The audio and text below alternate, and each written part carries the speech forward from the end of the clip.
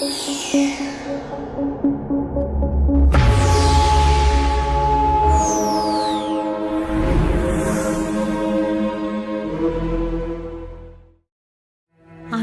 கல்வாரி பாடுகள் எனக்காகவே மறந்து போவேனோ,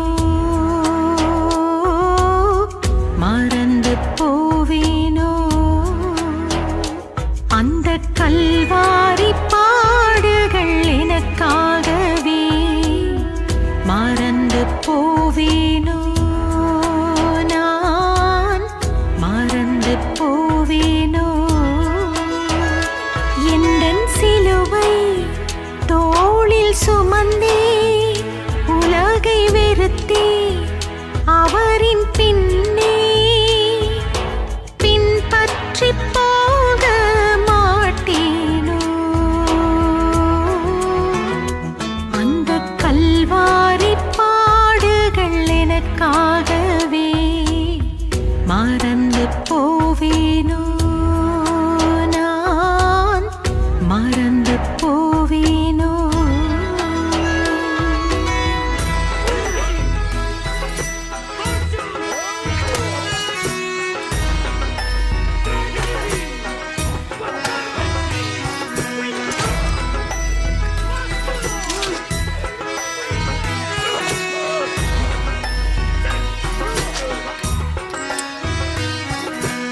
அவர் சிந்திய ரத்தம் நான் மீட்கப்பட, அவர் பட்ட காயம் நான் ஆற்றப்பட, வந்தடைந்தேன் சரணடைந்தேன் ராஜமுடியாய் நான் திகழ முள்முடியை அணிந்தாரையா.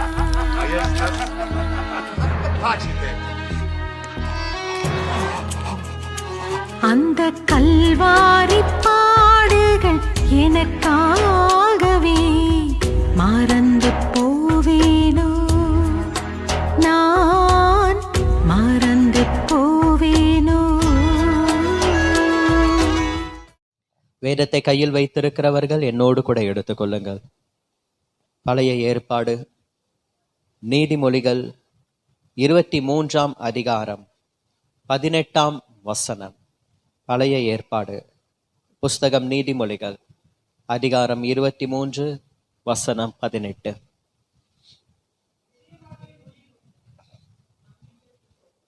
நிச்சயமாகவே முடிவு உண்டு, உன் நம்பிக்கை வீண் போகாது. ஆண்டவர் உங்களை பார்த்து சொல்லுகிறார், முடிவு உண்டு, அதுவும் நிச்சயமாகவே முடிவு உண்டு, உன் நம்பிக்கை வீண் போகாது. கர்த்தர் மேல் நீங்கள் வைத்திருக்கிற அந்த நம்பிக்கை எப்படி வீணாய் போகும்? அந்த நம்பிக்கை வீண் போகாது. அந்த நம்பிக்கை உங்களை வெட்கப்படுத்தாது. பரிசுத்த ஆவியானவர் உங்களுக்குள்ளாக ஊற்றப்பட்டிருக்கிற அந்த நம்பிக்கை உங்களை வெட்கப்படுத்தாது. அந்த நம்பிக்கை உங்களை உயர்த்தும், கனம் பண்ணும். உங்கள் நம்பிக்கை வீண் போகாது. கர்த்தர் பார்த்து கொள்வார் என்று ஒரு நம்பிக்கையோடு இருக்கிறீர்களே, அந்த நம்பிக்கை வீண் போகாது. கர்த்தர் எனக்காக யாவையும் செய்து முடிப்பார் என்று ஒரு நம்பிக்கையோடு கூட இருக்கிறீர்களே, அந்த நம்பிக்கை வீண் போகாது. எவ்வளவுதான் பொல்லாத சூழ்நிலைகள் வந்தாலும் கர்த்தர் எனக்கு அற்புதம் செய்வார் என்று இன்னும் ஒரு நம்பிக்கையோடு கூட நாம் காத்து கொண்டிருக்கிறோம். அந்த நம்பிக்கை வீண் போகாது. ஆகையினால்தான் ஆண்டவர் தனிப்பட்ட விதத்திலே ஒவ்வொரு மனிதருக்கும் வாக்கு பண்ணும் விதத்தில் சொல்லுகிறார், உன் நம்பிக்கை வீண் போகாது என்று. கர்த்தர் மேல் வைத்திருக்கக்கூடிய உங்கள் நம்பிக்கை ஒரு நாளும் வீணாய் போவது கிடையவே கிடையாது, கிடையவே கிடையாது. நிச்சயமாகவே முடிவு உண்டு. முடிவு உண்டு என்ற வார்த்தைக்கும் நிச்சயமாகவே முடிவு உண்டு என்ற வார்த்தைக்கும் வித்தியாசம் இருக்கிறது. நிச்சயமாக என்கிற அந்த வார்த்தை அடுத்து வருகிற ஆசீர்வாதத்தை உறுதிப்படுத்துகிறது. ஒரு மனிதன் நான் உனக்கு உதவி செய்கிறேன் என்று மேலோட்டமாய் சொல்லுவதற்கும், நிச்சயமாக நான் உனக்கு உதவி செய்கிறேன் என்று அழுத்தம் திருத்தமாய் சொல்லுவதற்கும் வித்தியாசம் இருக்கிறது. நிச்சயம் என்கிற வார்த்தை அடுத்து வருகிற ஆசீர்வாதத்தை உறுதிப்படுத்துகிறது. இயேசுவானவரும் தன்னுடைய சுவிசேஷத்திலே 4 சுவிசேஷங்களிலே பிரசங்கிக்கும் பொழுது சில இடங்களிலே மெய்யாகவே மெய்யாகவே நான் உங்களுக்கு சொல்லுகிறேன் என்று அவர் சொல்லியிருப்பார். அந்த மெய்யாகவே என்கிற ஒரு வார்த்தை எதற்கு அடையாளம்? அடுத்து வருகிற ஆசீர்வாதத்தை உறுதிப்படுத்துவதற்கு அடையாளம். ஆகையினாலே கர்த்தர் மெய்யாகவே என்று சொல்லுவாரானால் அதுல எந்த ஒரு சந்தேகமும் கிடையாது. நிச்சயமாகவே என்று சொல்லுவாரானால் அதுல எந்த ஒரு சந்தேகமும் கிடையாது. ஆகையினால் தான் தேவன் இந்த இடத்துல எழுதி வைத்திருக்கிறார், நிச்சயமாகவே முடிவு உண்டு, உன் நம்பிக்கை வீண் போகாது என்று. ஆபிரகாமை கர்த்தர் ஆசீர்வதித்த பொழுது எப்படி ஆசீர்வதித்தார்? நிச்சயமாக ஆசீர்வதித்தார். அதேதான் எபிரேயர் 6:14 வாசிக்கிறோம். நிச்சயமாக நான் உன்னை ஆசீர்வதிக்கவே ஆசீர்வதித்து உன்னை பெருகவே பெருக பண்ணுவேன் என்று எபிரேயர் 6:14 சொல்லப்பட்டிருக்கிறது. நிச்சயமான ஆசீர்வாதம். நிச்சயமாய் கர்த்தர் பெருக பண்ணினார். நிச்சயமாகவே முடிவு உண்டு. வேதம் சொல்கிறது, எல்லாவற்றிற்கும் முடிவு சமீபமாயிற்று என்று. எல்லாவற்றிற்கும் முடிவு சமீபமாயிற்று. பிரியமானவர்களே, சில விஷயங்களுக்கு முடிவு இருக்கிறது, சில விஷயங்களுக்கு முடிவு இல்லை. அது ஒரு தொடர்கதை போல இருந்து கொண்டே இருக்கும். எதற்கெல்லாம் முடிவில்லையாம்? அவருடைய இரக்கங்களுக்கு முடிவே இல்லை. நாம் நிர்மூலமாகாதிருக்கிறது கர்த்தருடைய கிருபை, அவருடைய இரக்கங்களுக்கு முடிவில்லை என்று புலம்பல் 3:22 வாசிக்கிறோம். தேவன் நம்மேல் வைத்த இரக்கத்திற்கு முடிவே கிடையாது. நம்முடைய அவர் நம்மேல் வைத்த இரக்கத்திற்கு முடிவு இல்லை. அதே சமயம் அவருடைய ராஜ்யத்திற்கு முடிவிராது என்று வேதம் சொல்லுகிறது. அவருடைய ராஜ்யத்திற்கு முடிவு என்பது இல்லை. உலகத்தில் எவ்வளவோ சர்வ அதிகாரிகள் எழும்பினார்கள், கடைசி வரைக்கும் எங்களுடைய ராஜ்யம்தான் என்று சொன்னார்கள்.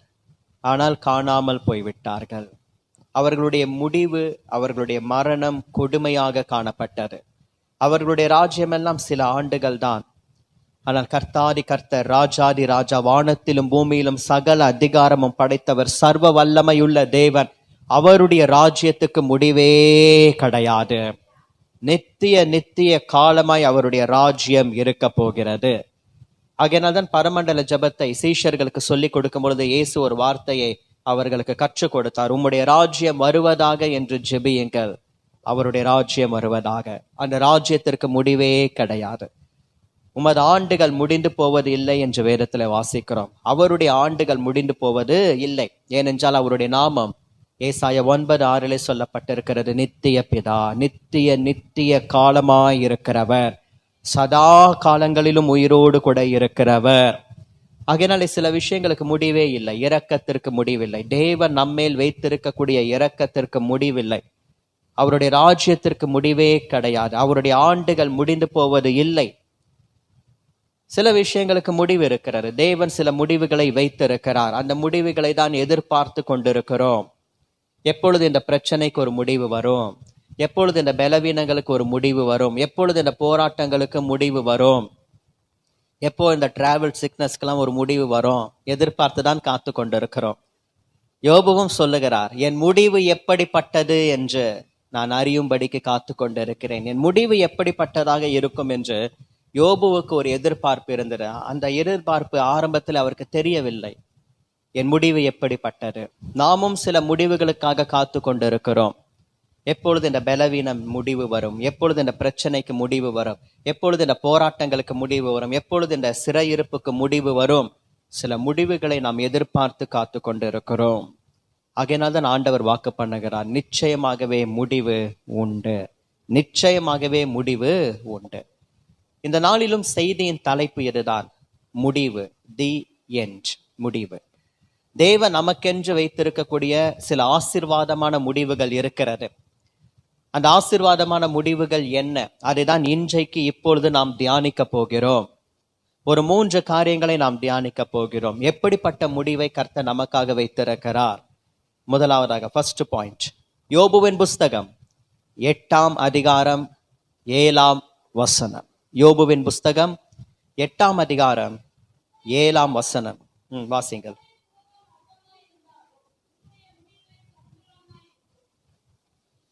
உம்முடைய துவக்கம் அற்பமாய் இருந்தாலும் உம்முடைய முடிவு சம்பூரணமாயிருக்கும்.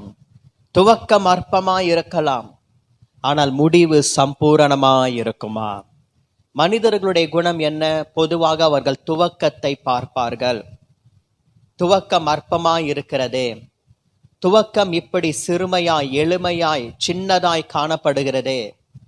ஒரு மனிதனுடைய துவக்கத்தை உலகம் பார்க்கும் பொழுதும் அப்படிதான் சொல்லும், இவனுடைய துவக்கம் மிகவும் சாதாரணம், ஆரம்பமே சரியில்லை, எப்படி இவன் மேலே வருவான்? துவக்கமே சரியில்லை, எப்படி இவன் முன்னேறுவான்? உலக மனிதர்கள் இவர்கள் எல்லாருமே பார்ப்பது ஆரம்பத்தை பார்ப்பார்கள். துவக்கம் அற்பமாய் இருக்கிறதே, ஆரம்பமே சரியில்லையே, முடிவு எப்படி இருக்கும்? இதுவும் சரியில்லாததாக தான் இருக்கும் என்று சொல்வார்கள் அல்லவா நம்முடைய ஊரில், முதல் கோணல் முற்றும் கோணல் என்று. அதுபோல முதலே கோணலா இருக்கிறது முற்றிலும் கோணலாக தான் இருக்கும் என்று உலக பழமொழி. ஆனால் வேதம் என்ன சொல்லுகிறது? ஆரம்பம் அற்பமாய் இருக்கலாம், முடிவு அற்பமாய் இருக்காது. ஆரம்பம் சிறுமையா இருக்கலாம், முடிவு சிறுமையா இருக்காது. ஆரம்பம் சின்னதா இருக்கலாம், முடிவு சின்னதாக இருக்க போவது இல்லை. உம்முடைய ஆரம்பம் அற்பமா இருந்தாலும் முடிவு சம்பூரணமாக இருக்கும். முடிவு சம்பூரணமாக இருக்கும். அற்பம் என்ற அந்த வார்த்தைக்கு ஆங்கில வேதத்திலே சிம்பிள், சாதாரணம் என்ற ஒரு வார்த்தை பயன்படுத்தப்பட்டிருக்கிறது. சாதாரணம். ஆனால் சம்பூரணம் என்ற வார்த்தைக்கு ஆங்கில வேதம் சொல்லுகிறது ப்ராஸ்பரஸ், செழிப்பு. சாதாரணமான ஒரு ஆரம்பமா இருக்கலாம், ஆனால் முடிவு சம்பூரணமாக செழிப்பு நிறைந்ததாக இருக்க போகிறதா? நாம் ஆரம்பத்தை பார்க்கிறோம், தேவனோ முடிவை பார்க்கிறார். உலகம் ஆரம்பத்தை பார்க்கும், தேவன் முடிவை பார்க்கிறார். இந்த சபையை எடுத்துக்கொள்ளுங்கள், ஆரம்பத்துல எப்படி இருந்திருக்கும் இந்த பகுதி, இந்த ஏரியா, இந்த இடம். உலகம் பார்க்கும் பொழுது இது ஒரு சாதாரணமான ஆரம்பமாக பார்த்திருக்கும்.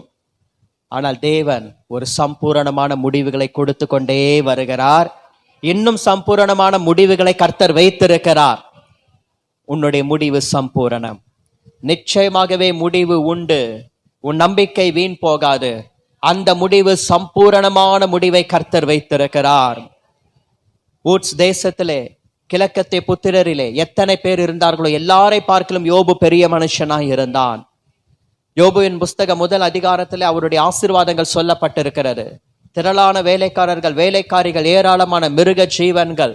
கிழக்கத்திய புத்திரர் எல்லாரை பார்க்கிலும் யோபு பெரியவனாய் இருந்தார். ஊட்ஸ் தேசத்தில் எல்லாரை காட்டிலும் யோபு பெரிய மனுஷனாய் காணப்பட்டார். ஆனால் நடந்த சம்பவம் நமக்கு தெரியும். முதல் அதிகாரம் 2ஆம் அதிகாரத்தில் அவருடைய இழப்புகள் சொல்லப்பட்டிருக்கிறது. எதிரிகள் ஒவ்வொருவராக வந்து கூட்டம் கூட்டமாய் மிருக ஜீவன்களை கொள்ளையாடி கொண்டு போய்விட்டார்கள். வேலைக்காரர்களில் சிலர் மாத்திரம் தப்பி வந்து யோபுவுக்கு இந்த செய்தியை சொல்லுகிறார்கள். அவருடைய 10 பிள்ளைகளும் ஒரு பெரிய வீட்டில் விருந்துண்ணுகிற நேரத்திலே அந்த வீடு இடிந்து விழுந்து 10 பிள்ளைகளும் ஒரே இடத்திலே ஜீவனை விடுகிற துர்பாக்கிய நிலையை காணும்படிக்கு யோபுவுக்கு ஒரு நெருக்கம் ஏற்பட்டது.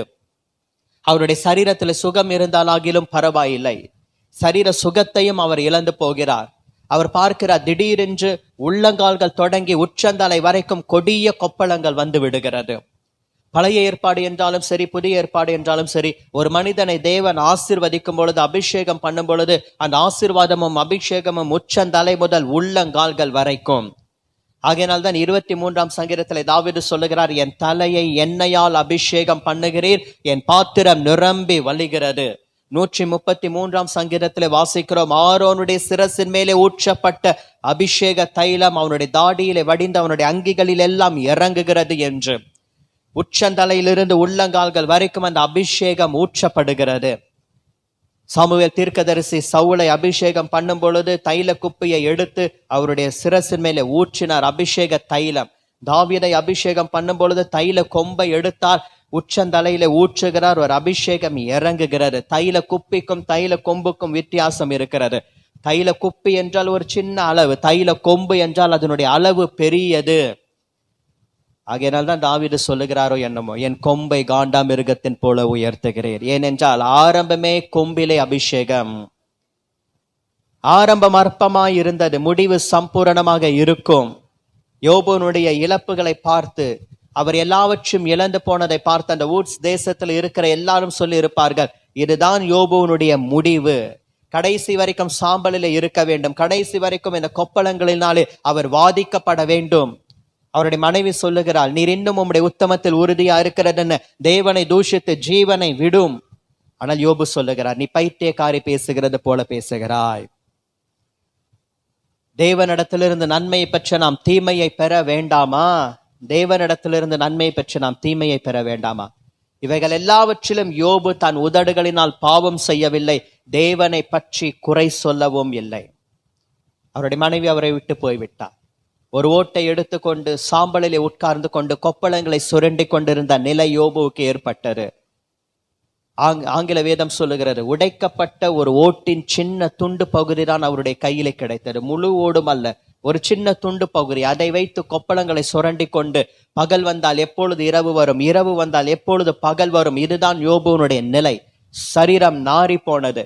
கொப்பளங்கள் அந்த சுரண்டுகிற நேரத்திலே வெடிக்கப்பட்டு உள்ளே இருந்து இரத்தமும் சீலும் வந்து காற்று பறக்கும் பொழுது அந்த புழுதிகள் எல்லாம் அதற்குள்ளாக போய் ஒட்டி கொண்டு அதை எடுக்கும் பொழுது செத்துப்போன புழுக்கள் எல்லாம் அவருடைய சரீரத்துல இருந்து தோன்ற ஆரம்பித்தது. பக்கத்துல எந்த மனிதனும் போக முடியாது, சரீரம் நாறி போனது. யோபுனுடைய 3 சிநேகிதர்கள் இந்த செய்தியை கேள்விப்பட்டு வருகிறார்கள். பக்கத்திலே போய் பேசவில்லை, 10 அடி தூரத்திலிருந்து தான் பேசுகிறார்கள். தூரத்திலிருந்து தான் அந்த கான்வர்சேஷன், சம்பாஷணை போய்கொண்டிருக்கிறது. யாரும் கிட்டே போக முடியாத ஒரு நிலை. ஆனால் ஒருவர் போனார், என் ஆண்டவராகிய இயேசு கிறிஸ்து. சாம்பலிலே உட்கார்ந்திருந்தார். வேத வல்லுநர்களின் கூற்றின்படி 9 மாதங்கள் யோபு இந்த பாடுகளின் வழியாக அவர் கடந்து போனார். 9 மாதங்களும் பகல் வந்தால் எப்பொழுது இரவு வரும், இரவு வந்தால் எப்பொழுது பகல் வரும். இதுதான் அவருடைய நிலை. அந்த ஊட்ஸ் தேசத்தில் இருக்கிற எல்லாரும் நினைத்திருப்பார்கள், இதுதான் யோபுனுடைய முடிவு. சாம்பல் தான் யோபுனுடைய முடிவு, கொப்பளங்கள் தான் யோபுனுடைய முடிவு. ஒரு ஓட்டை எடுத்துக்கொண்டு சுரண்டி கொண்டிருக்கிறார், இதுதான் யோபுனுடைய முடிவு. பிள்ளைகளை இழந்து போனாரே, இதுதான் யோபுவனுடைய முடிவு. அவருடைய மனைவி அவரை விட்டு போய்விட்டாலே, இதுதான் யோபுவனுடைய முடிவு. எல்லாரும் நினைத்திருப்பார்கள். ஆனால் கர்த்தர் ஒரு முடிவை வைத்திருந்தார். அந்த முடிவு உலகத்தில் இருக்கக்கூடிய அந்த ஜனங்களுக்கு அப்பொழுது தெரியவில்லை. அவர்கள் கேலி பேசும் பொழுது, பரியாசம் பண்ணும் பொழுது, யோபுவுக்கு அந்த சரீர வேதனைகளை காட்டிலும் அவர்கள் பேசுகிற வேதனையான வார்த்தைகள் அவருடைய மனதை அதிகமாய் ஆழமாய் காயப்படுத்தி இருக்கும். சரீர வேதனைகளையும் தாங்கிக் கொள்ள முடியும், மனதின் வேதனைகளை தாங்கிக் கொள்ள முடியாத நிலையிலே யோபு காணப்பட்டார். உன்னுடைய முடிவு சம்பூரணமாயிருக்கும். ஆரம்பம் அற்பமாய் காணப்படலாம், ஆரம்பம் சாம்பலாய் காணப்படலாம். ஆனால் இந்த சாம்பலுக்கு பதிலாக கர்த்தர் ஒரு சிங்காரத்தை வைத்திருக்கிறார். உன் ஒடுங்கின ஆவிக்கு பதிலாக கர்த்தர் ஒரு துதியின் உடையை அவர் வைத்திருக்கிறார். இந்த சாம்பல் நிரந்தரம் கிடையாது, கடைசி வரைக்கும் இந்த சாம்பல் தான் என்று நினைக்க வேண்டாம். இந்த சாம்பலுக்கு பதிலாக சரியாக கர்த்தர் ஒரு சிங்காரத்தை கர்த்தர் வைத்திருக்கிறார், ஒரு ராஜரீகத்தை கர்த்தர் வைத்திருக்கிறார். இதுதான் முடிவு என்று நினைக்காதே. உன்னுடைய முடிவு சம்பூரணமாய் இருக்க போகிறது. இது ஆரம்பம் அற்பமாய் காணப்படலாம், முடிவு சம்பூரணமாய் இருக்க போகிறது. அந்த முடிவை கர்த்தர் யோபுவுக்கு 42ஆம் அதிகாரத்திலே கொடுத்தார். யோபு சொல்லுகிறார், தேவரீர் சகலத்தையும் செய்ய வல்லவர், நீர் செய்ய நினைத்தது தடைப்படாது என்பதை அறிந்திருக்கிறேன் என்று. யோபுவின் புஸ்தகத்தில் ஏறத்தாழ 31 முறை அவர் வல்லவர் என்ற வார்த்தையை ஆவியானவர் எழுதி வைத்திருக்கிறாராம். யோபு அவர் வல்லவர் என்பதை அறிந்து கொண்டு சொல்லுகிறார், தேவரீர் சகலத்தையும் செய்ய வல்லவர், நீர் செய்ய நினைத்தது தடைப்படாது. நீர் ஏதோ ஒன்றை செய்ய நினைத்திருக்கிறீர், நீர் ஏதோ ஒன்றை செய்ய தீர்மானித்திருக்கிறீர். அவர் நினைத்திருக்கிறது நமக்கு தெரியாது, அவர் தீர்மானித்திருக்கிறது நமக்கு இப்பொழுது தெரியாது. ஆனால் ஒரு நாள் வரும் பொழுது அதை கர்த்தர் வெளிப்படுத்துவார். அது சம்பூரணமான முடிவாக இருக்க போகிறது. யோபு இந்த வார்த்தையை சொன்ன உடனே கர்த்தர் யோபுவின் முகத்தை பார்த்தார். யோபு தன் சிநேகிதருக்காக வேண்டுதல் செய்த போது கர்த்தர் யோபுவின் சிறையிருப்பை மாற்றினார். யோபு இழந்து போன எல்லாவற்றையும் கர்த்தர் அவருக்கு 2 மடங்காய் திரும்ப கொடுத்தாராம். ஆரம்பம் அற்பம், முடிவோ 2 மடங்காய் கர்த்தர் திரும்ப கொடுத்தார். முடிவு சம்பூரணம், முடிவு 2 மடங்கு ஆசீர்வாதம். முடிவு எல்லாவற்றையும் இழந்து போன எல்லாவற்றையும் 1 மடங்காய் அல்ல, அதே அளவாக அல்ல, 2 மடங்காய் கர்த்தர் திரும்பவுமாய் கொடுத்தார். அந்த இழப்புகளின் நேரத்திலே, நஷ்டங்களின் நேரத்திலே, அவமானங்களின் நேரத்திலே, சுகவீனத்தின் நேரத்திலே யோபுனுடைய பொறுமையை குறித்து நாம் கேள்விப்பட்டிருக்கிறோம். கர்த்தருடைய செய்கையின் முடிவையும் நாம் கண்டிருக்கிறோமே. யோபு அந்த நேரத்திலே தன்னுடைய பொறுமையை காத்து கொண்டார். அவருடைய வாயிலிருந்து தேவனை குறை சொல்லவும் இல்லை. கர்த்தரை பற்றி அவர் எந்த ஒரு குறை சொல்லவில்லை. தன் உதடுகளினால் அவர் பாவம் செய்யவும் இல்லை. ஆண்டவர் அதை கனம் பண்ணினார். யோபுவனுடைய பொறுமை, யோபு கர்த்தரை பற்றி குறை சொல்லாத ஒரு குணம், யோபு தேவனிடத்திலே துணிகரமான கேள்விகளை கேட்காத ஒரு குணம், இதெல்லாம் ஆண்டவர் பார்த்தார். முடிவு சம்பூரணம். அவர் இழந்து போனவைகளுக்கு பதிலாக 2 மடங்காய் கர்த்தர் திரும்ப கொடுத்தார். 10 பிள்ளைகளை கர்த்தர் மறுபடியும் அவருக்கு கொடுத்தார். வேதம் சொல்லுகிறது, யோபுனுடைய 3 பெண் பிள்ளைகளைப் போல அந்த தேசத்திலேயே சௌந்தரவதிகள் யாருமே இல்லையா. அவ்வளவு சம்பூரணமாய் அழகாய் எந்த ஒரு குறைவும் இல்லாமல் கர்த்தர் கொடுத்தார். தேவன் 2 மடங்காய் திரும்ப கொடுக்கும் பொழுது, சம்பூரணத்தை ஆண்டவர் கொடுக்கும் பொழுது, குறைவுகளோடு அல்ல, யாரும் குறை சொல்லாத அளவுக்கு நிறைவாக கர்த்தர் கொடுத்தாரா. 2 மடங்கு வந்தது. ஆனால் அதிலே குறைவுகளை கண்டுபிடிக்க முடியாது. அதையும் மீறி குறை சொல்லுகிற ஆட்கள் ஊரில் இருக்கிறார்கள். எவ்வளவுதான் நிறை இருந்தாலும் குறை சொல்லுகிற ஆட்கள் ஊரில் இருப்பார்கள். ஆனால் தேவன் கொடுக்கும் பொழுது அந்த ஒரு குறையை கண்டுபிடிக்கவே முடியாது. எல்லாம் நிறையாக அவருக்கு கொடுக்கப்பட்ட பிள்ளைகளைப் போல சௌந்தரியவதிகள் அந்த தேசத்திலேயே யாருமே இல்லையாம். அவ்வளவாய் ஆண்டவர், பூரணமாய் ஆண்டவர் கொடுத்தார். சரீரத்திலும் கர்த்தர் சுகத்தை கொடுத்தார். இன்றைக்கும் யோபுவனுடைய கல்லறை மஸ்கட் தேசம் என்கிற அந்த பகுதியிலே இருக்கிறது. பிரியமானவர்களே, ஆரம்பம் அற்பமாய் இருக்கலாம், முடிவு சம்பூரணம். இப்பொழுது உங்களுடைய ஆரம்பத்தை பார்த்து நீங்கள் சோர்ந்து போகாதிருங்கள். கர்த்தர் ஒரு முடிவை வைத்திருக்கிறார். அந்த முடிவு சம்பூரணமான முடிவு. 2வதாக எப்படிப்பட்ட முடிவை கர்த்தர் நமக்காக வைத்திருக்கிறார்? சங்கீதங்களின் புஸ்தகம் 37ஆம் சங்கீதம் 37ஆம் வசனம். 37.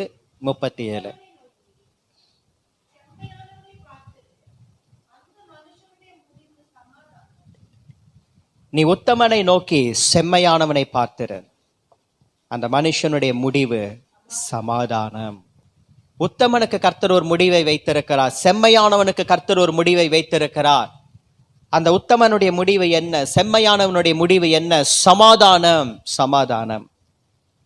யோவான் எழுதின சுவிசேஷம் 1 அதிகாரம் 44 முதல் 51ஆம் வசனம் வரைக்கும் வாசிக்கும் பொழுது, நாத்தான்வேலுக்கோடும் பிலிப்போடும் தேவன் பேசுகிற அந்த சம்பாஷணைகள் சொல்லப்பட்டிருக்கிறது. நாத்தான்வேலை பார்த்து இயேசு சொல்லுகிறார், கபடற்ற உத்தம இஸ்ரவேலன். நாத்தான்வேல் எப்படிப்பட்டவர்? கபடற்றவர். நாத்தான்வேல் எப்படிப்பட்டவர்? உத்தமன். நாத்தான்வேல் எப்படிப்பட்டவர்? உண்மையான ஒரு இஸ்ரவேலன்.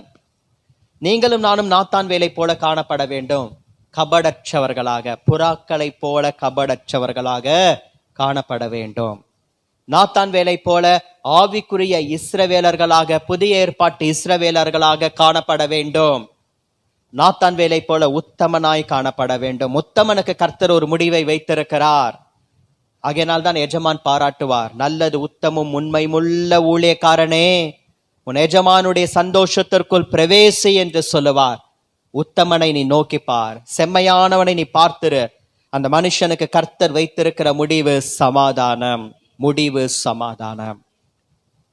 சென்னையிலே ஒரு ஊழியக்காரர் இருக்கிறார். பல ஆண்டுகளுக்கு முன்பாக, ஒரு 25 ஆண்டுகளுக்கு முன்பாக அவருடைய வீட்டிலே நடந்த ஒரு சம்பவம். ஒரு நாள் எல்லாரும் தூங்கி கொண்டிருக்கிற ராத்திரி நேரம், யாரோ ஒரு திருடன் அவருடைய வீட்டு கதவை சாதாரணமாக சுலபமாய் திறந்துவிட்டு உள்ளே வந்து இருக்கக்கூடிய சின்ன சின்ன விலை உயர்ந்த பொருட்களை எல்லாம் எடுத்துக்கொண்டு ஓடி போய் விட்டான். அடுத்த நாள் அந்த குடும்பத்தில் இருக்கக்கூடிய 5 பேர் எழுந்து பார்த்தால் 5 பேருக்கும் ஒரு பெரிய அதிர்ச்சி. வீட்டில் இருக்கக்கூடிய பொருட்கள் காணாமல் போய்விட்டது. அந்த ராத்திரி நேரத்தில் யார் வந்தாங்க, எப்ப வந்தாங்க, எப்படி இந்த பொருட்களை எல்லாம் எடுத்துக்கொண்டு போனார்கள், ஒருவருக்கும் புரியல. பெற்றோர்களுக்கும் தெரியல, பிள்ளைங்களுக்கும் தெரியல. எல்லாரும் ஒருவர் முகத்தை ஒருவர் பார்த்து கொண்டிருந்தார்கள். எப்பொழுது இந்த திருட்டு நடந்தது தெரியவில்லையே. 5 பேரும் அப்படி கன நித்திரையா இருந்துட்டோமா? போலீஸ் ஸ்டேஷனுக்கு போய் கம்ப்ளைண்ட் கொடுக்கலாமா? பக்கத்து வீட்டுக்காரங்க கிட்டலாம் விசாரிக்கலாமா? இப்படி யோசித்து கொண்டே இருந்த நேரத்துல ஒருவர் கதவை தட்டினார். கதவை திறந்து பார்த்தால் முன்பின் தெரியாத ஒரு நபர் நின்று கொண்டிருந்தார். அவர் சொன்னா, நான் சற்று உள்ளே வரலாமா அப்படின்னாரு. சரி வாங்க அப்படின்னாரு. ஸ்டூல்ல உட்கார வச்சாங்க. உட்கார வச்ச உடனே வந்தவர் சொன்னாரு, உங்க வீட்டில் சில பொருட்கள்லாம் காணாம போச்சா அப்படின்னு கேட்டார். இந்த 5 பேருக்குமே அடுத்த அதிர்ச்சி. ஒண்ணு காணாம போனது அதிர்ச்சி, ரெண்டாவதா இவர் இப்படி கேள்வி கேட்கிறாரு, சரியா சொல்றாரு அப்படிங்கிறது ஒரு அதிர்ச்சி. அவங்க நினைச்சிட்டாங்க வந்தவர் யாரோ ஒரு பெரிய தீர்க்கதரிசி போல இருக்கு, கரெக்டா ஜெபத்துல ஆண்டவர் அவருக்கு வெளிப்படுத்தி அனுப்பியிருக்கிறார் போல இருக்கு அப்படின்ட்டு நல்ல மரியாதையா கவனிச்சாங்க அவரை. நல்ல தண்ணிலாம் கொடுத்து காஃபிலாம் கொடுத்து, ஆமாங்க ஐயா எங்க வீட்டில் பொருள்லாம் காணாம போச்சு, உண்மைதான், பக்கத்து வீட்டுக்காரங்களுக்கே நாங்கள் சொல்லலை, போலீஸ்க்கும் சொல்லலை, உங்களுக்கு எப்படி தெரிஞ்சது, ஆண்டவர் உங்களுக்கு ஏதாவது வெளிப்படுத்தினாரா அப்படின்னு சொல்லிட்டு அவர் சொன்னான், அப்படிலாம் எதுவும் இல்லை, திருடினதே நான் தான். எத்தனையோ வீட்டில் திருடி இருக்கிறேன், எடுத்துட்டு போயிட்டு நிம்மதியாக தூங்கி இருக்கிறேன், வித்து காசாக்கி இருக்கிறேன், நல்லா இருந்திருக்கிறேன். ஆனால் உங்கள் வீட்டில் திருடினதுல இருந்து என் சமாதானமே போயிடுச்சு. நைட்டு ஃபுல்லாக தூக்கமே வரலை. ஏன் அந்த வீட்டுக்கு போனேன், ஏன் அந்த வீட்டில் பொருளை திருடினேன், இருவனுக்கு சாபா, நீ கொண்டு போய் கொடுத்துரு அப்படின்ட்டு என் உள்ள மனசாட்சி சொல்லிக்கிட்டே இருந்துரு. நிம்மதியாகவே இருக்க முடியல. சரி காலையில் ஆனால் சரியாயிடும் அப்படின்னு நினச்சா காலையில் ஆனாலும் அது சரியாகவே இல்லை. அதே மனசாட்சி குத்தி கொண்டே இருந்துரு. அதனாலே ஒரு முடிவு எடுத்தேன், கொண்டு போய் கொடுத்துடலாம் அப்படின்னு சொல்லிட்டு வெளியில் மூட்டையில் வச்சிருக்கிறேன். தயவு செஞ்சு போலீஸ்க்கெல்லாம் போயிடாதீங்க, நீங்கள் நினைக்கிற மாதிரி நான் பாஸ்டரும் கிடையாது, தீர்க்கதரிசியும் கிடையாது, எடுத்ததே நான் தான் அப்படின்ட்டு சொல்லிட்டு ஓட்டமாக ஓடிட்டாரு. தேவன் வைத்திருக்கக்கூடிய முடிவுகள் எல்லாமே சமாதானம்தான், சஞ்சலம் கிடையாது, சஞ்சலமான முடிவுகள் கிடையாது, குழப்பமான முடிவுகள் கிடையாது. கர்த்தர் ஒரு முடிவை வைத்திருக்கிறார், சமாதானம். சமாதானம். யோபுவை மறுபடியும் எடுத்துக்கொள்வோமானால், யோபுவின் புஸ்தகம் 6ஆம் அதிகாரம் 11ஆம் வசனத்துல யோபு ஒரு கேள்வி கேட்கிறார், என் முடிவு எப்படிப்பட்டதாக இருக்கோ, என் முடிவு எப்படிப்பட்டது ஆண்டவரே, என் முடிவு எப்படிப்பட்டது. சங்கீதம் 39ஆம் அதிகாரம் 4ஆம் வசனத்துல தாவீது ஒரு கேள்வி கேட்கிறார், கர்த்தாவே நான் எவ்வளவாய் நிலையற்றவன் என்று உணரும்படிக்கு என் முடிவை எனக்கு தெரிவிப்பீராக. எல்லா பக்தர்களுக்குள்ளாக ஒரு கேள்வி காணப்பட்டது, என் முடிவு எப்படிப்பட்டதாக இருக்கும், என் முடிவு எப்படிப்பட்டதாக இருக்கும். நமக்கும் அந்த கேள்வி இருக்கிறது. யோபுவுக்கே அந்த கேள்வி இருக்குமானால், தாவீதுக்கே அந்த கேள்வி இருக்குமானால், நாம் எல்லாம் எம்மாத்திர. நமக்கும் அந்த கேள்வி இருக்கிறது, என் முடிவு எப்படிப்பட்டதாக இருக்கும், என் முடிவு எப்படிப்பட்டது. நமக்கு அந்த கேள்வி இருக்கிறது. ஆண்டவர் இந்த கேள்விக்கு ஒரு பதில் கொடுக்கிறார், உன் முடிவு சமாதானம், உன் முடிவு சமாதானம். அதே சமயம் நம்முடைய பிள்ளைகள், அவர்களுடைய முடிவும் சமாதானம். ஏனென்றால் உன் பிள்ளைகள் எல்லாரும் கர்த்தரால் போதிக்கப்பட்டிருப்பார்கள், அவர்களுடைய சமாதானம் பெரிதாயிருக்கும். உன்னுடைய முடிவும் சமாதானம். உன் சந்ததிக்கு கர்த்தர் ஒரு முடிவை வைத்திருக்கிறார், அதுவும் சமாதானமான ஒரு முடிவுதான். உன் பிள்ளைகள் எல்லாருக்கும் கர்த்தர் ஒரு சமாதானத்தின் நாட்களை வைத்திருக்கிறார், சமாதானமான முடிவு இருக்கிறது. தாவீதுக்கு ஒரு முடிவை கர்த்தர் வைத்திருந்தார், என் முடிவு எப்படிப்பட்டது எனக்கு சொல்லும், நான் எவ்வளவாய் நிலையற்றவன் என்பதை எனக்கு தெரிவிப்பீராக. தாவீதுக்கு அடுத்து வந்த சாலமோன் ஒரு சமாதான புருஷனாய் காணப்பட்டார். அவருடைய நாட்களிலே எங்கும் கர்த்தர் சமாதானத்தை கட்டளையிட்டார், எங்கும் சமாதானம். சாலமோன் இருந்த எல்லைகளிலே, தேசத்திலே சுற்றிலும் கர்த்தர் சமாதானத்தை கட்டளையிட்டார், முடிவு சமாதானமாக காணப்பட்டது. கர்த்தர் ஒரு முடிவை உங்களுக்கு வைத்திருக்கிறார், சமாதானம். சமாதானம். ஒருவனுடைய வழிகள் கர்த்தருக்கு பிரியமாய் இருந்தால் அவனுடைய சத்துருக்களும் அவனோட சமாதானமாகும்படிக்கு கர்த்தர் செய்வாராம்.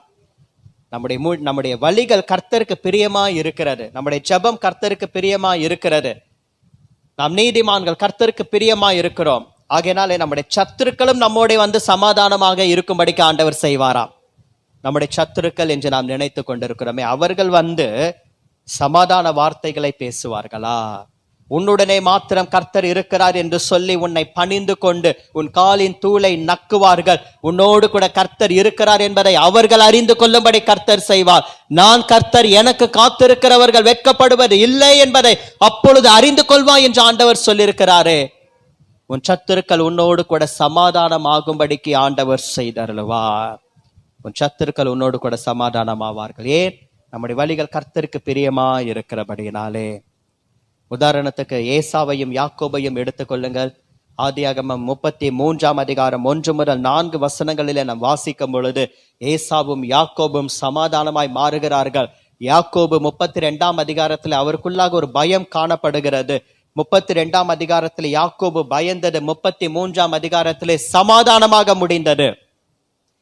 32ஆம் அதிகாரத்தில் ஒரு பயம். யாக்கோபு என்ன செய்கிறார்? தன்னுடைய மனைவிகளை முன்பாக அனுப்புகிறார், பிள்ளைகளை முன்பாக அனுப்புகிறார், ஏசாவை சமாதானப்படுத்தும்படிக்கு வெகுமதிகளை முன்பாக அனுப்புகிறார், மிருக ஜீவன்களில் தலையற்றவைகளை சிறதானவைகளை எடுத்து முன்பாக அனுப்புகிறார். இவைகளை எல்லாம் பார்த்தால் ஏசா மனம் இறங்குவார், என்னை ஒன்றுமே செய்ய மாட்டான், என்னை கொன்று போட மாட்டான், அவனுடைய கோபத்துக்கு நான் நீங்கள் ஆவேன் என்று சொல்லி அவனை சமாதானப்படுத்தும்படிக்கு பொருட்களையும் மிருக ஜீவன்களையும் தன்னுடைய குடும்பத்தாரையும் பிள்ளைகளையும் அனுப்புகிறார். இவர்களை பார்த்தால் அவன் சமாதானமாய் மாறுவான் என்று ஏசா சொல்லுகிறார். இவைகள் எல்லாம் என்னத்திற்கு?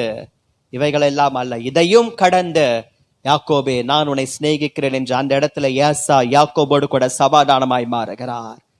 காரணம், யாக்கோபு அந்த இடத்துல முழுவதும் போராடினார். ஒருவனுடைய வழிகள் கர்த்தருக்கு பிரியமா இருக்குமானால், நம்முடைய ஜெபம் தேவனுக்கு பிரியமா இருந்தால், நம்முடைய வழிகள் கர்த்தருக்கு பிரியமா இருந்தால், நாம் செய்கிற ஒவ்வொன்றும் கர்த்தருக்கு பிரியமா இருந்தால், நாம் பேசுகிறது கர்த்தருக்கு பிரியமா இருந்தால், நம்முடைய நடக்கை கர்த்தருக்கு பிரியமா இருந்தால், நம்முடைய ஊழியம் கர்த்தருக்கு பிரியமா இருந்தால், நம்முடைய சத்துருக்கள் நிச்சயமாய் நம்மோடு கூட சமாதானமாகும்படிக்கு அவர்கள் செய்வார்கள். அவர்கள் தேடி வருவார்கள், அவர்களே தேடி வந்து சமாதான வார்த்தைகளை பேசுவார்கள். முடிவு சமாதானம், முடிவு சமாதானம். அதனால நீ கவலைப்பட வேண்டாம்.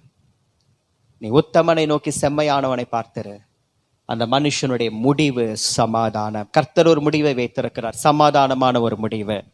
பிரச்சனையான முடிவு கிடையாது, சஞ்சலமான ஒரு முடிவு கிடையாது, சண்டையிட்டு கொள்ளுகிற முடிவு கிடையாது. முடிவு சண்டை அல்ல, முடிவு சஞ்சலம் கிடையாது, முடிவு பிரிவினை கிடையாது, முடிவு குழப்பங்கள் கிடையாது, முடிவு வாக்குவாதம் கிடையாது. முடிவு வரும், ஆனால் வாக்குவாதம் காணப்படும். முடிவு வரும், ஆனால் ஒரு பிரிவினை இருக்கும். முடிவு வரும், ஆனால் ஒரு சஞ்சலம் இருக்கும். முடிவு வரும், ஆனால் அதிலே ஒரு சமாதானம் இருக்காது.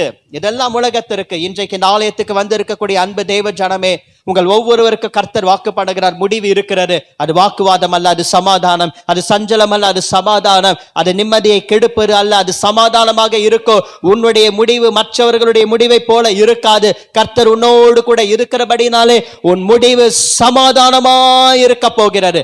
அந்த பிரச்சனைக்கு முடிவு சமாதானம், அந்த குறிப்பிட்ட போராட்டத்தினுடைய முடிவு சமாதானம், அந்த குறிப்பிட்ட பலவீனத்தினுடைய முடிவு சமாதானம், அந்த குறிப்பிட்ட நெருக்கத்தினுடைய முடிவு சமாதானம். அதற்கு கர்த்தர் ஒரு முடிவையும் கொடுக்கிறார். அந்த முடிவை சமாதானமாகவும் ஆண்டவர் மாற்றி கொடுக்கிறார். முடிவு சம்பூரணம், முடிவு சமாதானம். மூன்றாவதாக கடைசியாக கர்த்தர் இன்னொரு முடிவை வைத்திருக்கிறார். அந்த முடிவு என்ன தெரியுமா? எரேமியா 29ஆம் அதிகாரம் 11ஆம் வசனம்.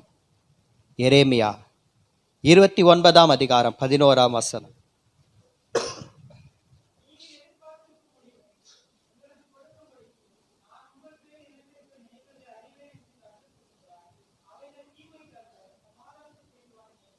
நீங்கள் எதிர்பார்த்திருக்கும் முடிவை உங்கள் பேரிலே கொடுப்பேன். ஒன்று சம்பூரணமான முடிவு, இரண்டாவதாக சமாதானமான முடிவு, மூன்றாவதாக எதிர்பார்த்திருக்கும் முடிவு. நாம் எதிர்பார்த்திருக்கக்கூடிய முடிவை கர்த்தர் நமக்காக கொடுக்கிறார். அந்த முடிவுகளின் நினைவுகளை தேவன் அறிந்திருக்கிறார். அந்த நினைவுகளை கர்த்தர் அறிந்திருக்கிறார். அந்த நினைவுகள் எப்படிப்பட்ட நினைவுகளா? ஏசாயா 55ஆம் அதிகாரம் 8ஆம் வசனம் 9ஆம் வசனத்திலே வாசிக்கிறோம், அந்த நினைவுகள் உயர்ந்த நினைவுகளாய் இருக்கிறது என்று. அந்த நினைவுகள் உயர்ந்த நினைவுகளாய் இருக்கிறது. இன்னொரு விதத்திலே சொல்ல வேண்டும் என்றால், நாம் எதிர்பார்த்திருக்கிற அந்த முடிவினுடைய எண்ணங்களை நமக்குள்ளாக விதைக்கிறவரே தேவன்தான். இப்படிப்பட்ட முடிவு இருக்க வேண்டும் என்று நாம் எதிர்பார்க்கிறோமே, அந்த எதிர்பார்ப்பை, அந்த செய்கைகளை நமக்குள்ளாக உருவாக்குகிறவரே கர்த்தர் தானா? விருப்பங்களை, செய்கைகளை நமக்குள்ளாக யார் உருவாக்குகிறார்? கர்த்தர் உருவாக்குகிறார். இது விருப்பம் என்ற ஆண்டவர் நமக்குள்ளாக உருவாக்குகிறார். உருவான அந்த விருப்பத்தை கர்த்தரே நிறைவேற்றி கொடுக்கிறாரா? இது நாம விரும்புகிறது கிடையாது. தேவன் அந்த விருப்பத்தை நமக்குள்ளாக உண்டாக்குகிறார். இது நாம விரும்பி செய்கிறது அல்ல. அந்த செய்கைகளை கர்த்தர் நமக்குள்ளாக ஆண்டவர் உண்டாக்குகிறார். நாம விரும்பி இந்த இடத்துக்கு ஊழியத்திற்காக வரவில்லை. தேவனுடைய விருப்பம், அந்த விருப்பத்தை நம்முடைய இருதயத்திலே வைத்து கர்த்தர் இந்த இடத்துல ஊழியத்தை கொடுத்திருக்கிறார். நாம விரும்பி இந்த இடத்துக்கு வரவில்லை. தேவன் அந்த தீர்மானத்தை நம்ம ஒரு விருப்பமாக நம்முடைய இருதயத்தில் வைத்து இந்த ஆலயத்துக்கு போகலாம், இந்த சபையோடு கூட இணையலாம், கல்வாரி ஏஜி சபையோடு கூட இணைந்து ஊழியம் செய்யலாம் என்ற விருப்பத்தை நமக்குள்ளாக வைத்திருக்கிறார். அதை ஒரு எதிர்பார்ப்பாக ஆண்டவர் மாற்றுகிறார். எதிர்பார்த்த முடிவு. அந்த நினைவுகள் உயர்ந்த நினைவுகள். அந்த நினைவுகளை ஆண்டவரே நமக்குள்ளாக உருவாக்கி கொடுக்கிறாராம்.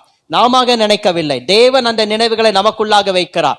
நாம விரும்பவில்லை, தேவன் அந்த விருப்பத்தை நமக்குள்ளாக வைக்கிறார். நாம அந்த ஒரு செய்கைகளை எண்ணவில்லை, தேவன் அந்த செய்கைகளை நமக்குள்ளாக அவர் வைத்திருக்கிறார். இன்னைக்கு ஈவினிங் மீட்டின், அந்த மீட்டினுக்கு பொதுவா என்ன இந்த மந்த் கூப்பிட்டது ஒரு செவ்வாய்க்கிழமை இல்லைன்னா ஒரு வெள்ளிக்கிழமை வாங்க அப்படின்ட்டு தான் கூப்பிட்டாங்க.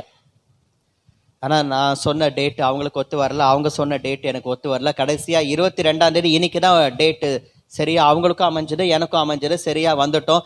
அது சரியா ஒரு ஞாயிற்றுக்கிழமையா மாறிடுச்சு. ஆகையினால அந்த ஞாயிற்றுக்கிழமையா இருந்தபடினால இந்த இடத்துக்கு காலையில வந்தேன். இதுவே நான் ஒரு செவ்வாய்க்கிழமை வந்திருந்தா இன்னைக்கு இந்த இடத்துக்கு வந்திருக்க முடியாது. இதுவே நான் ஒரு வெள்ளிக்கிழமை வந்திருந்தேன் அப்படின்னா இந்த ஆராதனைக்கு நான் வந்திருக்க முடியாது. இதெல்லாம் தேவனுடைய விருப்பங்கள், தேவனுடைய செய்கைகள். அதை நம்முடைய இருதயத்திலே வைத்து உருவாக்கி கர்த்தர் அதை நிறைவேற்றி கொடுக்கிறார். அது அவருடைய நினைவுகள். ஆமேன். அதனால இன்றைக்கு இந்த ஜனவரி மாதம் 22ஆம் தேதி இந்த இடத்திலே இருக்க வேண்டும் என்பது தேவனுடைய செய்கை, தேவனுடைய விருப்பம். அதனாலே மெசேஜுக்கு வரலாம். எதிர்பார்த்திருக்கக்கூடிய முடிவை கர்த்தர் வைத்திருக்கிறார். அதுதான் அவருடைய நினைவு, அதுதான் அவருடைய நினைவு. தேவனுடைய நினைவுகள் என்ன? நீங்கள் எதிர்பார்த்திருக்கக்கூடிய முடிவை கர்த்தர் உங்களுக்கு கொடுக்கிறார். நீங்கள் எதிர்பார்த்திருக்கக்கூடிய முடிவு. மற்றவர்கள் எதிர்பார்ப்பது போல உங்களுடைய முடிவு இருக்காது. நீங்கள் எதிர்பார்ப்பது போல உங்களுடைய முடிவு இருக்கும். மறுபடியும் யோபுவுக்கு வருவோம். இன்னைக்கு 3 பாயிண்ட்ஸ்லையும் யோபுவை டச் பண்ணாம விடுறதே கிடையாது. மறுபடியும் யோபுவுக்கு வரும்பொழுது மற்றவர்கள் எதிர்பார்த்த முடிவு யோபுவுக்கு வரவில்லை. யோபு விரும்பினார். தேவரீர் சகலத்தையும் செய்ய வல்லவர், நீர் செய்ய நினைத்தது தடைப்படாது என்பதை அறிந்திருக்கிறேன். ஏதோ ஒன்றை கர்த்தர் நினைத்திருக்கிறார். அவர் செய்ய நினைத்தது தடைப்படாது. உங்களுடைய வாழ்க்கையிலும் கர்த்தர் ஒன்றை செய்ய நினைத்திருக்கிறார், ஒன்றை செய்ய தீர்மானித்திருக்கிறார். அவர் செய்ய நினைத்தது உங்களுடைய வாழ்க்கையில், உங்களுடைய ஊழியத்தில், உங்களுடைய சபையில கர்த்தர் உங்களை கொண்டு செய்ய நினைக்கிறதை உலகத்துல எந்த மனுஷனாலும் தடுத்து நிறுத்த முடியாது, எந்த வல்லமையினாலும் தடுத்து நிறுத்த முடியாது, எந்த அதிகாரத்தினாலும் தடுத்து நிறுத்த முடியாது. அவர் சகலத்தையும் செய்ய வல்லவர். அவர் செய்ய நினைத்தது தடைப்படாது. ஏசாயா 43ஆம் அதிகாரம் 13ஆம் வசனத்தில் தேவன் வைராகியமாய் சொல்லுகிறார், நான் செய்கிறதை தடுப்பவன் யார்? சாம்பலுக்கு பதிலாக சிங்காரத்தை கொடுக்க போகிறேன், அதை தடுப்பவன் யார்? அவன் இழந்து போன எல்லாவற்றையும் மறுபடியும் நான் 2 மடங்காய் கொடுக்க போகிறேன், அதை தடுப்பவன் யார்?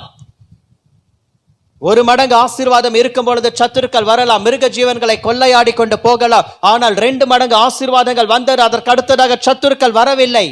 சத்துருக்கள் வந்து 2 மடங்கு இருக்கக்கூடியவைகளை தொடவில்லை, எடுத்துக்கொள்ளவில்லை, கொள்ளையாடி கொண்டு போகவே இல்லை. அவர் செய்கிறதை தடுப்பவன் யார்? அவர் செய்கிறதை தடுப்பவன் யார்? யோபு எல்லாவற்றையும் 2 மடங்காய் திரும்ப பெற்றுக்கொண்ட பிற்பாடாக என்ன நடந்தது?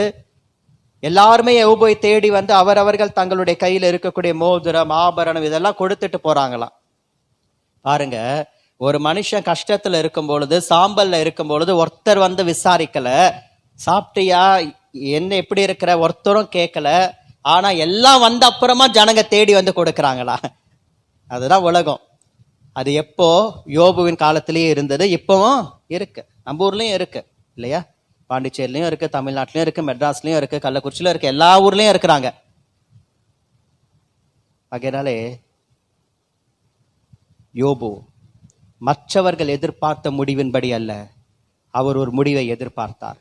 எதிர்பார்த்தபடினால் தான் சொல்லுகிறார், நீர் செய்ய நினைத்தது தடைப்படாது, நீர் சகலத்தையும் செய்ய வல்லவர், சகலத்தையும் செய்ய வல்லவர்.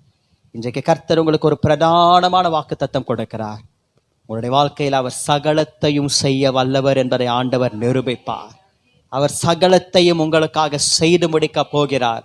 அவர் சகலத்தையும் செய்ய வல்லமையுள்ளவர் என்பதை நீங்கள் காணும்படிக்கு கர்த்தர் செய்வார்.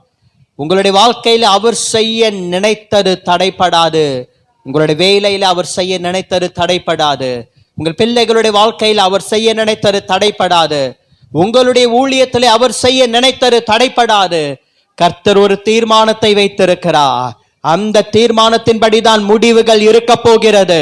மனுஷனுடைய தீர்மானத்தின்படி அல்ல, உலகத்தாருடைய தீர்மானத்தின்படி அல்ல, மனிதர்கள் தீர்மானித்ததின்படி அல்ல, தேவனுடைய தீர்மானத்தின்படி தான் முடிவுகள் எதிர்க்க போகிறது. அந்த தீர்மானத்தை தான் நம்முடைய இருதயத்திலே வைத்து அதை ஒரு எதிர்பார்ப்பாக ஆண்டவர் உருவாக்கி விடுகிறார். நீ எதிர்பார்த்திருக்கிற இந்த முடிவின்படி ஆக கடவது என்று ஆண்டவர் கட்டளையிடுவார். நீங்கள் எதிர்பார்த்திருக்கும் முடிவை உங்களுக்கு கொடுக்கும்படிக்கு உங்கள் பேரில் நினைத்திருக்கக்கூடிய நினைவுகளை அறிவேன். சில ஆண்டுகளுக்கு முன்பாக நடந்த ஒரு சம்பவம், அதை சொல்லிவிட்டு நாம் ஜெபிக்க போகிறோம். இலங்கை தேசத்திலிருந்து ஒரு குடும்பம் யுத்த காலத்திலே அவங்க தமிழ்நாட்டுக்கு வந்துட்டாங்க. தமிழ்நாட்டிலே வெள்ளூர் பக்கத்திலே ஒரு அகதிகள் முகாம், அந்த அகதிகள் முகாமிலே தங்க வைக்கப்பட்டார்கள். கணவன் மனைவி 2 பிள்ளைகள் அந்த அகதிகள் முகாமிலே அவர்கள் இருந்தார்கள். அரசாங்கம் சிலரை ஒரு விருப்பத்தின் பேரில் வெளியே போக வேண்டும் என்றால் நீங்கள் போகலாம் என்று சொன்னார்கள். அதில் இந்த குடும்பமும் வெளியே வந்தது. அதிலே அந்த அம்மையார் சொன்னார்கள், நான் வெளியே போகிறேன், நீங்கள் இங்கே இருங்கள். நான் வெளியே போய் ஏதாகிலும் ஒரு வேலை தேடி உங்களுக்கு நான் பணத்தை அனுப்புகிறேன், நீங்கள் இங்கே கொஞ்ச காலம் இருங்கள். நம்ம கொஞ்சம் நிலைமை மேலே வந்ததுக்கு அப்புறமா நான் வந்து உங்களெல்லாம் கூட்டிகிட்டு போகிறேன் அப்படின்ட்டு அந்த அம்மா சொன்னாங்க. ஏன்னா அவங்க கணவருக்கு தீராத ஒரு நோய், பலவீனம் ஏற்பட்டது. அவரால் வேலைக்கு போக முடியாதபடினாலே அந்த அம்மா குடும்ப பொறுப்பை அவங்க எடுத்துக்கிட்டாங்க. சரி என்று கணவரும் பிள்ளைகளும் ஒத்துக்கொண்டார்கள். அந்த அம்மா அந்த அரசாங்கம் சொன்ன அந்த ஒரு அனுகூலத்தை எடுத்துக்கொண்டு வெளியே வந்து எப்படியோ ஒரு ஏஜென்ட்டை பிடிச்சி வெளிநாடு வேலைக்கு போயிட்டாங்க. வளைகுடா பகுதியில் ஒரு இடத்துக்கு வேலைக்கு போயிட்டாங்க. வீட்டு வேலைகளை செய்யக்கூடிய ஒரு வேலை. அங்கே போயிட்டு அந்த வீட்டு வேலை செஞ்சு கஷ்டப்பட்டு அங்கே இருந்து அந்த கேம்புக்கு பணம் அனுப்புகிறாங்க. பணத்தை அனுப்புகிறாங்க. அது இவங்களுக்கு போய் சேர மாட்டேது. திரும்ப அவங்களுக்கே வந்து ரிட்டர்ன் ஆகுது. ஏன் இந்த பணம் போய் சேர மாட்டேது அப்படின்னு சொல்லிட்டு அவங்களுக்கு புரியல. 1 மாதம் 2 மாதம் அப்படின்னா பரவாயில்ல, கிட்டத்தட்ட ஒரு 6 மாதம் அப்படிதான் அனுப்புகிற அந்த பணம் திரும்ப வந்துடுது. கணவருடைய மருத்துவ செலவுக்கு, பிள்ளைகளுடைய படிப்புக்கு, வெளியே வாங்க, ஒரு வீட்டு எடுத்து தங்குங்க, எல்லாம் நான் பார்த்து கொள்ளுகிறேன், அதற்குண்டான எல்லா பணமும் திரும்ப அவங்களுக்கே போகுது. ஒன்றும் புரியல. கடைசியா தெரிந்த நண்பர்களிடத்துல சொல்லி விசாரித்தார்கள். என் ஹஸ்பண்ட் அண்ட் பிள்ளைகள்லாம் எங்க இருக்காங்க, கொஞ்சம் தேடி கண்டுபிடிச்சு சொல்லுங்க, இது போல ஒரு பிரச்சனை, பணம் அனுப்புற திரும்ப போயிடுது, எனக்கு வந்துடுது. அந்த நண்பர்கள் உதவி செய்து அந்த கேம்ப்ல போய் விசாரிச்சா அவங்க சொன்னாங்க, அந்த நபர் அவருடைய பிள்ளைகளை கூட்டிக் கொண்டு வெளியே போயிட்டாரு, அவர் இங்க இல்லை அப்படின்னு சொல்லிட்டு. எங்க போனார்னே தெரியல அப்படின்னு சொல்லிட்டாங்க. இப்ப இந்த அம்மாவுக்கு ஹஸ்பண்ட் எங்க இருக்கிறாங்கன்னு தெரியல, பிள்ளைங்க எங்க இருக்கிறாங்கன்ட்டு தெரியல, எப்படி கண்டுபிடிக்கிறது தெரியல. இன்னைக்குதான் நிறைய ஃபெசிலிட்டிஸ் இருக்கு, ஒரு ஆளை சீக்கிரமாவே கண்டுபிடிச்சிடலாம். ஃபேஸ்புக் மூலமா போட்டா கண்டுபிடிச்சிடலாம் எங்க இருக்கிறாங்க அப்படின்னு சொல்லிட்டு ஒரு ரெக்வஸ்ட் கொடுத்தாரு, வந்துருது. கண்டுபிடிக்கக்கூடிய வழிகள் இருக்கிறது. ஆனா அந்த காலத்துல அப்படிப்பட்ட வசதிகள் இல்லை, எப்படி கண்டுபிடிக்கிறது தெரியல. இதுக்கு நடுவுல அந்த அம்மா வந்து நான் இந்தியாவுக்கு போகணும் அப்படின்னு சொல்லிட்டு பர்மிஷன் கேட்டுக்கிட்டு டிக்கெட் எடுத்து விசா வாங்கிக்கிட்டு இலங்கை வழியா இந்தியாவுக்கு வரணும். டைரக்டா இந்தியாவுக்கு வர முடியாது, இலங்கை வந்து அப்புறமா இந்தியாவுக்கு வரணும். ஏன்னா ஸ்ரீலங்கன் சிட்டிசன் அப்படிங்கிறனால ஸ்ரீலங்கா வந்துட்டு தான் வரணும் அப்படின்னு சொல்லிட்டாங்க. இலங்கை வந்துட்டா இலங்கையில் இருக்கக்கூடிய தூதரகம் சொல்லுது, நீ இந்தியாவுக்கு போக முடியாது, நான் உனக்கு அனுமதி கொடுக்க முடியாது அப்படி சொல்லிட்டாங்க. நீ இலங்கையில தான் இருக்கணும் அப்படின்ட்டு சொல்லிட்டாங்க. ஒரு வழி இல்லாம அந்த அம்மா அங்கேயே தங்கிட்டாங்க.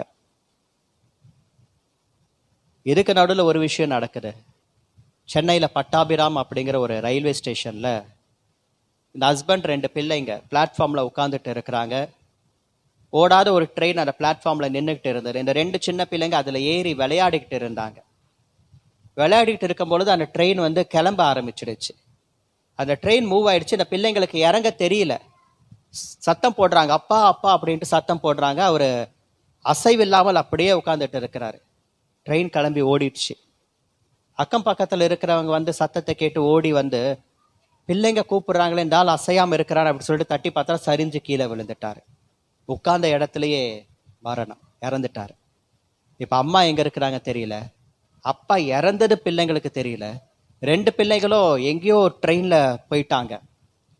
எங்க போனாங்க, எப்படி வளர்ந்தாங்க, எப்படி படிச்சாங்க, எதுவுமே தெரியல. ஸ்ரீலங்கால அந்த அம்மா காத்துட்டு இருக்கிறாங்க, ஒரு முடிவு வருமா அப்படின்னு சொல்லிட்டு. அவங்களுக்கு தெரிஞ்ச குடும்பத்தாரெல்லாம் கொஞ்சம் டெக்னாலஜி வளர்ந்ததுக்கு அப்புறமா நாங்கள் இதை நியூஸ்ல போடுறோம், எப்படியாவது இதை பார்த்துட்டு வருவாங்க அப்படின்னு சொல்லிட்டு நியூஸ்ல போட்டாங்க.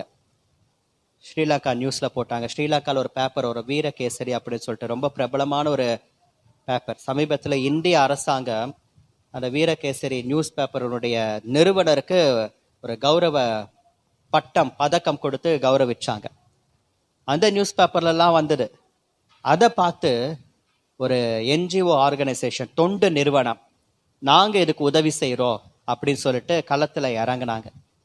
இறங்கி பழைய ரெக்கார்டெல்லாம் தேடி எடுத்து அவங்க பிள்ளைங்களுடைய பேரெல்லாம் எடுத்து அவங்கள எப்படிலாம் கண்டுபிடிக்க முடியுமோ, எந்தெந்த வழியில் கண்டுபிடிக்க முடியுமோ எல்லா வழிகளையும் கையாண்டு அவங்க எந்த ஏஜில் இப்போ இருப்பாங்க, எந்த இடத்துல அவங்க பட்டாபிராமில் இருந்து போயிருந்தாங்க அப்படின்னா எங்கெல்லாம் இருந்திருப்பாங்க, எப்படிலாம் சோஷியல் மீடியாவை யூஸ் பண்ண முடியுமா யூஸ் பண்ணி ஒரு வழியாக கண்டுபிடிச்சிட்டாங்க. கண்டுபிடிச்சு பார்த்தா அந்த பிள்ளைங்க ஐரோப்பா கண்டத்தில் இருந்திருக்கிறாங்க. யூரோப்பில் அந்த பிள்ளைங்களுக்கு திருமணமாய் அவங்களுக்கு பிள்ளைங்கள்லாம் இருக்கு. இப்போ அந்த தொண்டு நிறுவனம் ஒரு காரியத்தை செய்கிறது. யூரோப்ல இருந்து நீங்கள் ஸ்ரீலங்காவுக்கு வாங்க, உங்கள் அம்மா உயிரோடு இருக்கிறாங்க அப்படின்னு சொன்ன உடனே அவங்களுக்கு ஒரே சந்தோஷம், நம்ப முடியல. எங்கள் அம்மா உயிரோடு கூட இருக்கிறாங்களா? அப்பா இறந்துட்டாரு. பட்டாபிராம் ரயில்வே ஸ்டேஷனில் எப்போ உங்கள் ட்ரெயின் மூவ் ஆச்சு அதுக்கு முன்னாடியே அவர் இறந்துட்டாரு. ஒரு பக்கம் துக்கம், தகப்பன் இறந்துட்டாரு. ஆனால் தாயார் உயிரோடு கூட இருக்கிறாங்களா? எங்கே இருக்கிறாங்க? இலங்கையில் இருக்கிறாங்க. நீ வா அப்படின்னு சொல்லிட்டு ஸ்ரீலங்கா ஏர்போர்ட்டுக்கு கொண்டு வந்து இறக்குறாங்க. அந்த அம்மாவுக்கு தெரியாது, இதெல்லாம் ட்ரை பண்ணுறாங்க அப்படின்னு தான் தெரியும். வந்து இறக்கி ஸ்ரீலங்கா ஏர்போர்ட்டில் இருந்து அந்த அம்மா இருக்கக்கூடிய வீட்டுக்கு கூட்டிகிட்டு போயிட்டு அந்த என்ஜிஓ ஆர்கனைசேஷன் தொண்டு நிறுவனம் கொண்டு போய் நிறுத்துறாங்க. பிள்ளைங்க கொஞ்சம் அடையாளம் கண்டுபிடிச்சிட்டாங்க அம்மாவுடைய. ஆனால் அம்மாவுக்கு தெரியல. வளர்ந்து பெரியவங்களா இருக்கிறாங்க, வெள்ளைக்கார முகமாக இருக்கு. பிள்ளைங்க பார்த்தீங்கன்னா சுத்தமாக வெள்ளைக்காரங்க மாதிரியே இருக்கிறாங்க. யார் இவங்க அப்படின்னு சொன்ன தொண்டு நிறுவனம் சொல்லுது, உன்னுடைய பிள்ளைகள். நம்ப முடியல அந்த அம்மாவுக்கு. வேதத்தில் ஒரு வசனம் இருக்கிறது. ஏன் இதை சொல்றேன்? வேதத்தில் ஒரு வசனம் இருக்கிறது. எரேமியா தீர்க்கதரிசியின் புஸ்தகம் 31 அதிகாரம் 17 வசனம். உன் முடிவை பற்றி உனக்கு நம்பிக்கை உண்டு, உன் பிள்ளைகள் தங்கள் தேசத்துக்கு திரும்பி வருவார்கள். இப்ப நான் சொன்ன அந்த ஒரு நடந்த சம்பவத்துக்கும் இந்த வசனத்துக்கும் தொடர்பு இருக்கா இல்லையா? உன் பிள்ளைகள் தங்கள் தேசத்துக்கு திரும்பி வருவார்கள். கர்த்தர் கூட்டி கொண்டு வந்தார். எங்கெங்கேயோ போனாங்க. ஆனா அந்த தாயாருடைய எதிர்பார்த்த முடிவு, என் பிள்ளைங்க வரமாட்டாங்களா? எப்படி வருவாங்க? யார் உதவி செய்வாங்க? முடியாத ஒரு விஷயத்தை கர்த்தர் சம்பந்தமே இல்லாத யாரோ ஒரு தொண்டு நிறுவன ஜனங்களை எழுப்பி கர்த்தர் முடிய செய்திருப்பார் என்றால் உன் முடிவை பற்றி உனக்கு நம்பிக்கை உண்டு. நீ எதிர்பார்த்திருக்கக்கூடிய முடிவை கர்த்தர் கொடுப்பார். உன் பிள்ளைகள் தங்கள் தேசத்துக்கு திரும்பி வருவார்கள். உன் பிள்ளைகள் உன்னை தேடி வருவார்கள். உன்னுடைய இடத்திற்கு வருவார்கள். தங்களுடைய இடத்திற்கு வருவார்கள். உன் முடிவை பற்றி உனக்கு நம்பிக்கை உண்டு. எதிர்பார்த்திருக்கக்கூடிய முடிவை கர்த்தர் தருவார். மற்றவர்கள் எதிர்பார்க்கிற முடிவெல்லாம் கிடையாதுங்க. நீங்கள் எதிர்பார்த்து இருக்கக்கூடிய முடிவை கர்த்தர் கொடுப்பார். ஏனென்றால் நீங்கள் எதிர்பார்த்து உபவாசிக்கிறீர்கள், நீங்கள் எதிர்பார்த்து முழங்காலில் நிற்கிறீர்கள், நீங்கள் எதிர்பார்த்து இடைவிடாமல் கர்த்தரை ஆராதிக்கிறீர்கள், நீங்கள் எதிர்பார்த்து ஆண்டவரை பலவந்தம் பண்ணுகிறீர்கள். ஆண்டவர் பார்க்கிறார், நீ எதிர்பார்த்த முடிவை நான் உனக்கு தருகிறேன் என்று ஆண்டவர் சொன்னார். 3 விதமான முடிவுகளை கர்த்தர் வைத்திருக்கிறார். அந்த முடிவு சம்பூரணமான முடிவு, அந்த முடிவு சமாதானமான முடிவு, அந்த முடிவு நீ எதிர்பார்த்திருக்கக்கூடிய முடிவு. நீங்கள் எப்படி இந்த ஊழியம் இருக்க வேண்டும் என்று எதிர்பார்க்கிறீர்களோ அதன்படி கர்த்தர் ஒரு முடிவை கொடுப்பார். நீங்கள் எப்படி கர்த்தர் என்னை பயன்படுத்த வேண்டும் என்று விரும்புகிறீர்களோ அதன்படி கர்த்தர் உங்களை பயன்படுத்துவார். பாலியாங்கி பாஸ்டர் சர்ச்சில் 2 பேர் தான் இருந்தாங்களா ஆரம்பத்தில். ஒன்று அவருடைய மனைவி, 2வதாக அவருடைய மாமியார். அவர் சொல்றார், ஒய்ஃபை பார்த்து கூட எனக்கு பயம் கிடையாது, மாமியாரை பார்த்தா தான் அவ்வளோ பயம் அப்படின்னு சொல்லிட்டு. மாமியாரை பார்த்தா அப்படி ஒரு பயம் அவருக்கு. 2 பேர் தான். ஆனால் இன்றைக்கு அப்போ 2 பேர் இருக்கும் பொழுதே அவர் ஜெபிப்பாராம். என்ன ஜெபிப்பார்? உலகத்திலேயே ஏன் சர்ச்சு தான் பெரிய சர்ச்சா இருக்கணும், சியோல்ல இல்ல, சவுத் கொரியால இல்ல, உலகத்திலேயே ஏன் சர்ச்சு தான் பெரிய சர்ச்சா இருக்கணும். எப்போ 2 பேரை வச்சுக்கிட்டு, அந்த 2 பேர் கூட வெளியால் கிடையாது, ஃபேமிலி மெம்பர்ஸ், 2 ஃபேமிலி மெம்பர்ஸ் ஆத்மாவை வச்சுக்கிட்டு உலகத்துல ஏன் சர்ச்சு தான் பெரிய சர்ச்சா இருக்கணும் அப்படின்ட்டு ஜெபிப்பாரு. கர்த்தர் செஞ்சாரு. அவர் எதிர்பார்த்தது போல ஆண்டவர் செய்தார். இன்னைக்கு ஒரு ஆராதனைக்கு 7 லட்சம் ஜனங்கள் வருகிறார்கள். ஒரு சண்டே 7 லட்சம் ஜனங்கள் அவருடைய சர்ச்சுக்கு வராங்க. எனக்கு தெரிந்த ஒரு குடும்பம் சில ஆண்டுகளுக்கு முன்பாக, கோவிடுக்கு முன்னாடி, ஒரு மிஷினரி ட்ரிப் மாதிரி போயிட்டு வந்தாங்க சவுத் கொரியாவுக்கு. அவர் உயிரோடு இருக்கும்போது, பால்யாங்கச்சோ பாஸ்டர் உயிரோடு இருக்கும்போது போயிட்டு வந்து அவங்க சொன்ன அனுபவம்லாம் கேட்கும்பொழுது அவ்வளோ நல்லா இருந்தது. நம்ம தான் கண்ணால் பார்க்க முடியல, காதாலையாச்சும் கேட்கலாமே அப்படின்னு சொல்லிட்டு. ஒரு ஆராதனைக்கு 7 லட்சம் ஜனங்கள். எதிர்பார்த்த முடிவு. இந்த வருஷம் எனக்கு இப்படி இருக்கணும் ஆண்டவரே, நீங்கள் எதிர்பார்த்திருக்கிற முடிவை கர்த்தர் உங்களுக்கு கொடுப்பார். என் குடும்பம் இப்படி இருக்க வேண்டும், என் பிள்ளைங்க இப்படி இருக்கணும், என் ஊழியம் இப்படி இருக்கணும், நீங்கள் எதிர்பார்த்து இருக்கக்கூடிய முடிவை கர்த்தர் உங்களுக்கு கொடுப்பார். ஜெபிக்கலாமா? இருந்த இடத்துல கண்களை மூடி ஆண்டவரை நோக்கி நாம் பார்க்க போகிறோம். நிச்சயமாகவே முடிவு உண்டு. உன் நம்பிக்கை வீண் போகாது. என் முடிவு எப்படிப்பட்டது என்று யோபுவை போல ஒரு கேள்வியோடு வந்திருக்கிறீர்களா? நான் எவ்வளவாய் நிலையற்றவன் என்பதை அறியும்படிக்கு என் முடிவை எனக்கு தெரிவியும் ஆண்டவரே என்று தாவீதை போல ஒரு கேள்வியோடு வந்திருக்கிறீர்களா? இந்த பிரச்சனைக்கு முடிவு எப்படிப்பட்டதாக இருக்கும் ஆண்டவரே? இந்த காரியத்தினுடைய முடிவு என்ன? ஒரு ஜெபத்தோடு வந்திருக்கிறீர்களா? நீங்கள் கேள்வியோடு வந்திருந்தாலும், எதிர்பார்ப்போடு வந்திருந்தாலும், ஜெபத்தோடு வந்திருந்தாலும் ஒரே வாக்குத்தத்தம் தான், நிச்சயமாகவே முடிவு உண்டு. உன் நம்பிக்கை வீண் போகாது, உன் ஜெபம் வீண் போகாது, கர்த்தருக்காக நீ ஓடுகிற ஓட்டம் வீண் போகாது, உன்னுடைய தியாகம் வீண் போகாது, ஆண்டவருக்காக நீங்கள் சிந்துகிற வேர்வைகள் வீணா போகாது. நைட்டு ஃபுல்லா தூக்கம் இல்லைனாலும் காலையில சர்ச்சுக்கு ஓடி வந்துட்டீங்களே, எப்படி ஆண்டவர் இது வீண் போகும்படிக்கு செய்வார்? வீண் போகாது, வீணாய் போகாது. தேவனுக்காக நீங்கள் ஓடுகிற ஓட்டம் வீண் போகாது. ஆண்டவருக்காக கொடுக்கிற நேரங்கள், செலவழிக்கிற நிமிஷங்கள் வீண் போகாது. எப்படி வீணாய் போகும்படிக்கு ஆண்டவர் விடுவார்? உன் விசுவாசம் வீண் போகாது. நீ செய்கிற ஊழியம் உன் பிள்ளைகளை காப்பாற்றும். எப்படி வீணாய் போகும்? வீணாய் போகாது. நிச்சயமாகவே முடிவு உண்டு. உன் நம்பிக்கை வீண் போகாது. உன் நம்பிக்கை வீண் போகாது. கர்த்தர் மேல் நீ வைத்த உன் நம்பிக்கை வீணாய் போகவே போகாது. நிச்சயமாகவே ஒரு சம்பூரணமான முடிவை வைத்திருக்கிறார். தெய்வஜனமே, உன்னுடைய ஆரம்பம் அற்பமாய் இருக்கலாம், முடிவு சம்பூரணமாயிருக்கும். முடிவு சம்பூரணம். இந்த வருஷத்தினுடைய ஆரம்பம் அற்பமாய் இருக்கிறதே, ஆரம்பமே இப்படி இருக்கிறதே என்று நீங்கள் நினைக்காதிருங்க. முடிவு சம்பூரணமாய் இருக்க போகிறது. இந்த வருஷத்தினுடைய ஆரம்பமே பலவீனமா, இந்த வருஷத்தினுடைய ஆரம்பமே பிரச்சனையா, இப்பதான் வருஷமே ஆரம்பித்து இருக்கிறது, ஆரம்பத்திலேயே இப்படிப்பட்ட ஒரு போராட்டமா? முடிவு சம்பூரணமா இருக்கும்.